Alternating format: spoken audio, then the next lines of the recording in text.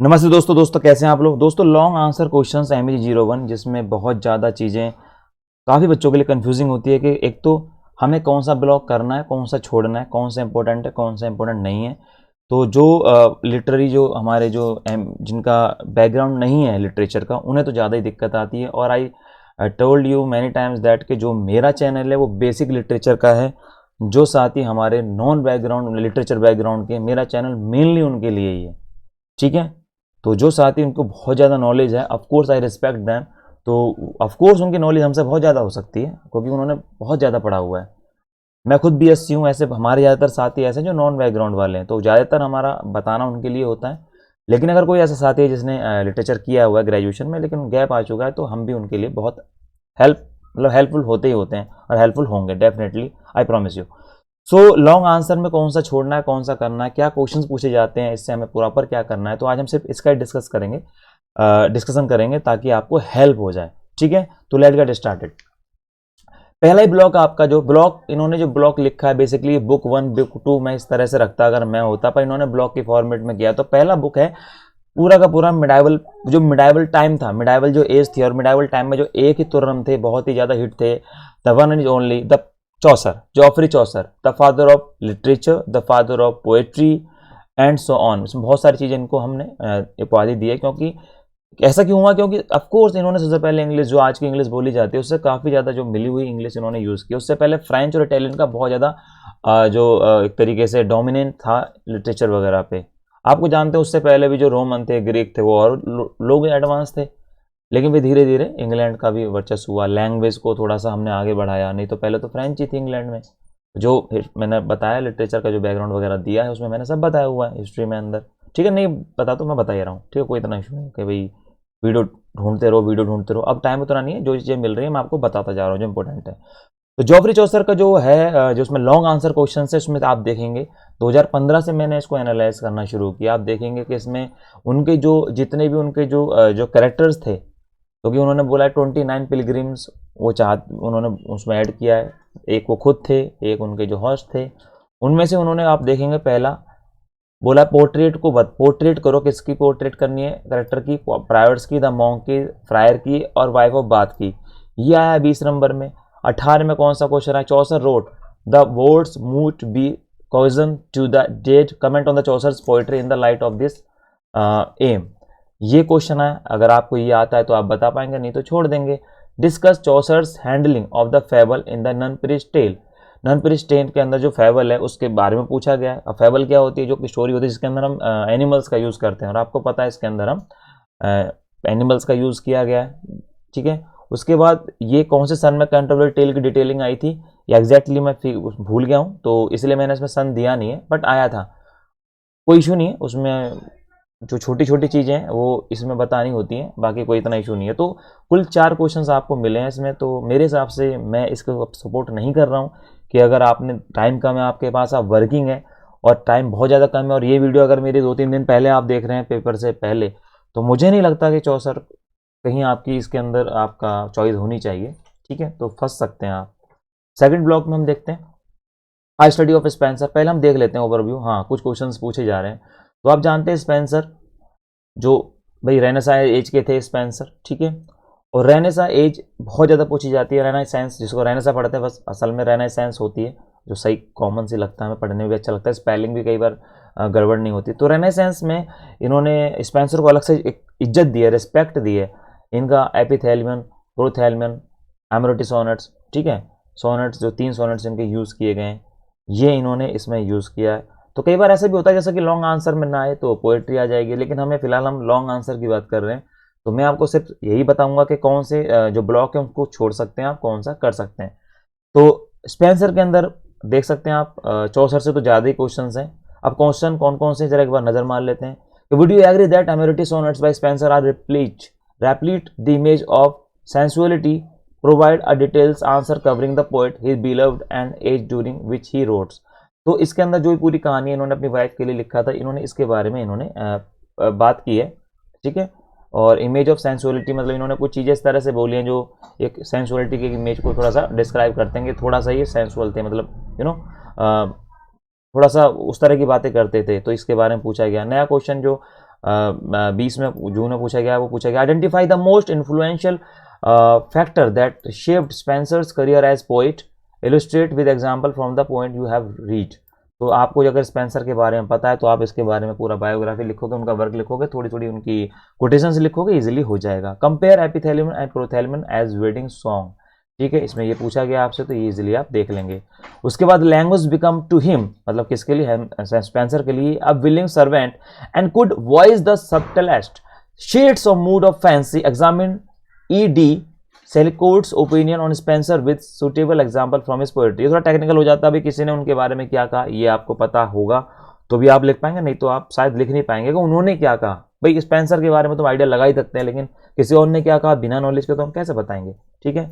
अगला उन्होंने बोला लैंग्वेज बिकम हिम स्पेंसर ए विलिंग सर्वेंट, ये तो खैर रिपीट ही हो गया, क्वेश्चंस भी सेम टू सेम, तो शायद ये क्वेश्चन रिपीट हुआ या मैंने गलती से डबल लिख दिया, बट मुझे लग रहा है डबल तो गलती से नहीं, रिपीट हो सकता है, कोई बड़ी बात नहीं है।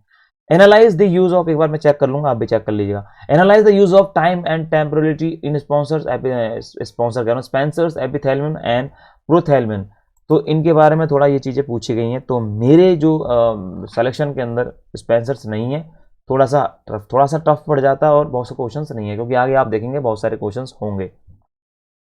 अगला है ब्लॉक 3 द मेटाफिजिकल पोइट, ठीक है, तो मेटाफिजिकल पोइट्स के बारे में क्वेश्चंस आते ही आते हैं, ये मैं इसको रखूंगा। अब ब्लॉक 3 को अपने स्टार लगाऊंगा कि ये आप कर सकते हैं, ब्लॉक 3 को भी।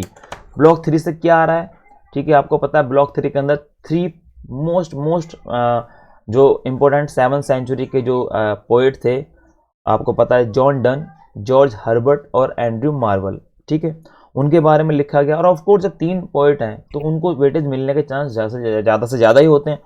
तो गार्डन, क्रिटिकल एप्रिशिएशन गार्डन की करनी है, नॉक्टर्नल रिडेम्पशंस, द गार्डन, ये सारा पूछा गया है, तो इससे किया जा सकता है मेरे हिसाब से, इसको आप रखें अपने बैंक में कि इसको किया जा सकता है, मुझे लगता है इसे करना चाहिए, ठीक है।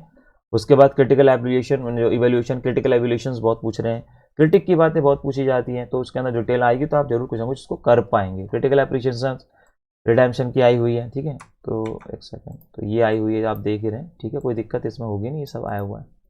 ओके, आगे चलते हैं।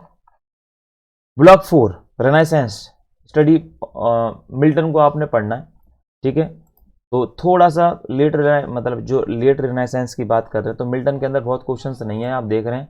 अगर आप सोचेंगे बहुत क्वेश्चंस आए, एलिग्रो, इल पेंसरोसो, ठीक है, तो लिसिडस, मतलब उतनी ज़्यादा चीज़ें नहीं पूछी गई, तो मेरे हिसाब से अगर आप बात की जाए तो हम 4 को स्किप कर सकते हैं, ठीक है। तो हमने फिलहाल रखा 3, ठीक है।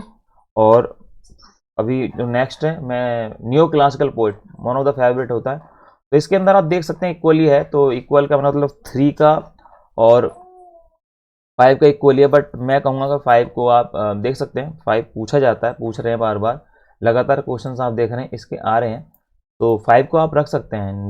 द न्यू क्लासिकल पोइट का, ड्राइडन एंड अलेक्जेंडर पोप का, बहुत मुश्किल भी नहीं है, इजी इनकी चीज़ें हो जाएंगी। मैक्लकनॉय है उनका, ठीक है, एन एपिस्टल टू डॉक्टर एबिथनॉट है, तो ये चीज़ें की जा सकती हैं, बहुत आसान चीज़ें। स्क्रीनशॉट ले लीजिए और देख लीजिए कौन कौन से क्वेश्चन हैं, वीडियो लंबी ना हो जाए इसलिए शॉर्ट बना रहा हूँ, शुरू में आपको मैंने कनेक्शन दे दिया तो ईजिली है। तो बहुत ही आसान चीज़ें जो कि आप गूगल भी करके आंसर ढूंढ लेंगे, आसानी से मिल जाता, कोई इशू नहीं है, मैं भी आपको बता दूंगा जितना बता पाऊंगा, तो कोई इतना इशू नहीं है, तो बड़ा आसान है, ठीक है। तो मेरे हिसाब से इसको आप रखिए, मतलब अपने होमवर्क में इसको करना है, ठीक है। ब्लॉक 6 ये बहुत हिट है, बहुत सारे क्वेश्चंस भी आते हैं, आप देख सकते हैं कितनी सारी चीज़ें इसके अंदर आ रही हैं, पूरा का पूरा बैंक ही है इसमें। और क्यों ना हो, रोमांटिक पोएट के अंदर 3 इंपॉर्टेंट पोएट इसमें लिए गए हैं, ब्लेक, वर्ड्सवर्थ और कॉलरिज, बहुत ही हिट है, ठीक है। तो इसको आप देख सकते हैं, इसको आप ले सकते हैं। द प्रिल्यूड इसमें ली गई है, ऑटोग्राफ क्लब भी आया भी था जून के अंदर भी आई है, और क्योंकि 3 पोएट हैं और अच्छे पोएट हैं, फेमस पोएट हैं, इन्होंने कोशिश की है, एक्चुअली इग्नू ने कोशिश की है वो इतने सारे पोएट्स में अच्छे अच्छे पोएट्स को ले ले, ताकि नेट के अंदर या जो फर्दर स्टडी अगर बच्चे स्टूडेंट्स करें तो उनको दिक्कत कम से कम हो। तो आप इसको इजीली देख सकते हैं, बहुत ही आसान है, बहुत मुश्किल है अगर छोड़ पाना है इसको, तो मेरे हिसाब से आप 5 को भी कंसिडर करेंगे, 3 को भी कंसिडर करेंगे, और मेरे हिसाब से 6 को भी कंसिडर करेंगे, स्टार लगा दीजिए, ठीक है। स्क्रीनशॉट लेके देख लीजिए कौन कौन से क्वेश्चंस पूछे गए हैं। नेक्स्ट है ब्लॉक 7। ब्लॉक 7 से बहुत ज़्यादा क्वेश्चंस नहीं पूछे गए हैं, ठीक है। शैली और कीट्स का रोमांटिक पोएट्स हैं, तो क्वेश्चंस हैं, आपको अगर लग रहा है कि आप कर पाएँ तो ठीक है, नहीं तो उतना ज़्यादा कनेक्शन बना नहीं पाएंगे आप, तो मेरे हिसाब से आप इसको स्किप कर सकते हैं, ठीक है। 8 Victorian poets, Robert Brown, DJ Christiana, Georgina Rossetti, Oscar Wilde.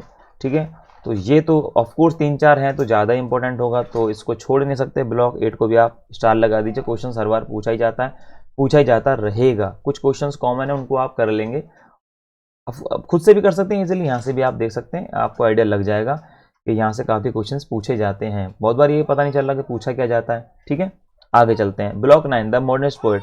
ठीक है, 9 को भी आप स्टार लगा लीजिए। मॉडर्निस्ट पोएट से भी क्वेश्चंस पूछे जाते हैं, आप देख ही सकते हैं। ठीक है, कौन कौन से इसके अंदर, जैसे आप जानते हैं टी.एस. इलियट का है ये, वेस्टलैंड, वी.बी. येट्स का है, मॉडर्न ब्रिटिश पोएट्री में पूरी चीज़ें ही हैं। और अभी ये पिछली बार भी काफ़ी चीज़ें पूछी गई हैं और पूछी जाती रही हैं और पूछी जाती रहेंगी। ठीक है, टी.एस. इलियट तो वैसे ही फेवरेट होता है, राइट, जो पेपर सेट करते हैं उनका, तो इसको भी आप लगाइए स्टार, 9 को भी। नेक्स्ट 10 के अंदर भी काफ़ी क्वेश्चन पूछे जाते हैं, तो इसको भी स्टार लगा लीजिएगा। रीज़न भी है, बहुत सारे राइटर्स भी हैं। ठीक है, डायलन थॉमस है, फिलिप लर्किन है, सेल्विया प्लैथ है। ठीक है, तो ये आप इसको देख सकते हैं, तो मेरे हिसाब से 10 को भी लगा सकते हैं इंपॉर्टेंट की कैटेगरी में। बाकी रेनेसेंस जो है, रेनेसेंस पीरियड वगैरह जो इसके अंदर ये चीज़ें, वो तो आप उसके अंदर मैंने बताई थी, रेनेसेंस पीरियड आप कर ही लीजिएगा। ठीक है, तो मेरे हिसाब से जो फाइनल हमने कर रहे हैं तो वो हो गया आपका, एक सेकेंड, तो हम इसको तरफ जा रहे हैं 03/06/08/09/110। तो इतने ब्लॉक हैं जो आप कर सकते हैं, आपको आसानी होगी। ठीक है, चीज़ें फिर भी कन्फ्यूज़न होगी तो आप मेरे इस नंबर पे व्हाट्सअप कीजिएगा, कॉल नहीं। और कभी मैं रिप्लाई नहीं देता तो थोड़ा सा आप रूड हो जाते हैं। ठीक है, तो ऐसा रूड ना हुए आप हों, क्योंकि जिस हक से अगर आप मुझसे कुछ मांगते हैं तो मैं भी आपसे हक से बहुत सारी चीज़ें शेयर करता हूँ, पर आप लोग वहाँ तो उतना प्यार नहीं दिखाते हैं। तो कई बार मैं लेट हो जाता हूँ तो आप गुस्सा हो जाते हैं, तो थोड़ा सा पेशेंस भी रखिए। और थोड़ा सा कई बार कुछ लोग ज़्यादा ही फेमिलियर हो जाते हैं, यार जवाब नहीं दे रहे आप, मैं थोड़ा सा, आप देखिए बड़ा भाई हूँ, थोड़ा सा डिस्टेंस बनाइए। अच्छा लगता है जब आप रिस्पेक्ट देते हैं और हम आपको रिस्पेक्ट देते हैं। तो मुझे पूरी उम्मीद है इससे एक आपको थोड़ा सा एक सुपरफिशियल आइडिया लग गया होगा कि कौन से ब्लॉग से कैसी चीज़ें पूछी जाती हैं। जल्दी मैंने इसलिए बताया ताकि आपका टाइम ख़राब ना हो, आप स्क्रीनशॉट लेके भी इजीली उसको पढ़ सकते हैं, समझ सकते हैं। काफ़ी मेहनत करके मैंने उसको कंपाइल कर दिया है।